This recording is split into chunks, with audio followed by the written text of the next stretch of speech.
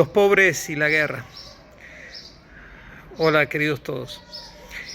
En muchas partes los pobres son los que pagan los platos rotos, los que se llevan la peor parte. Es así.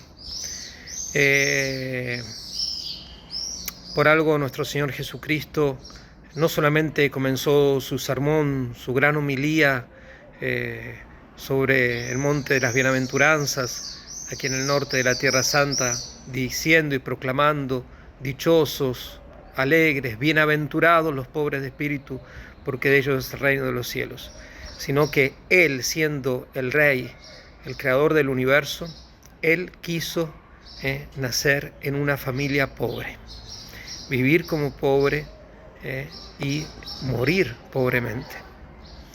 Es un mensaje muy fuerte, pero es una realidad. El Rey del Cielo quiso nacer en una familia pobre. La Virgen Santísima, Madre de Dios, era pobre, vivió pobre. Esto no quiere decir ni una alabanza al pobrismo, ni un montón de otras cosas que se podrían decir del tema. Lo cierto es que los pobres son los que menos posibilidades tienen. En la franja de Gaza siguen sufriendo. La mayor parte de la gente ya eran pobres antes de la guerra del 7 de octubre. Ahora la mayor parte han perdido todo. Es decir, todo. Cuando uno dice todo, es absolutamente todo. Es decir, no tener un lugar donde estar, no tener que tomar, que beber, no tener medicinas, no tener no solamente una cama, no tener un colchón, no tener nada, no tener los recuerdos. Muchos han perdido los documentos. Los que habían tenido algún bien o se los han sacado o los han perdido. Y es decir, no tienen nada. Y eso es la mayor parte de la población de la franja de Gaza. Y la gente que en la guerra, que antes de la guerra, tenía cosas, también con la guerra ha perdido un montón de cosas. Ha perdido todo. Es decir, algunos que estaban muy bien económicamente y han perdido todo. Han perdido el trabajo, han perdido el lugar de trabajo, han perdido y ahora se encuentran sin nada. De hecho, meditando sobre esto, me recordó cuando hace unos años atrás, que era el superior provincial de nuestra congregación para toda la zona de Medio Oriente y África, pero en la zona estaba incluida Siria e Irak.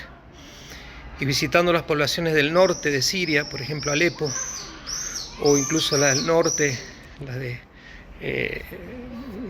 noreste de Irak, la zona de Arbil, por ejemplo, ver a esa gente viviendo en un container, en una carpa, sin nada.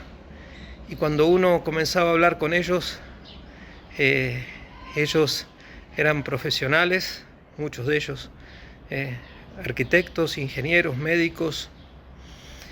Y después, al recorrer los pueblos cristianos, por ejemplo, del norte, de la llanura de Nínive, ver lo que habían sido sus casas. Algunos eran verdaderamente casonas, es decir, casas muy importantes.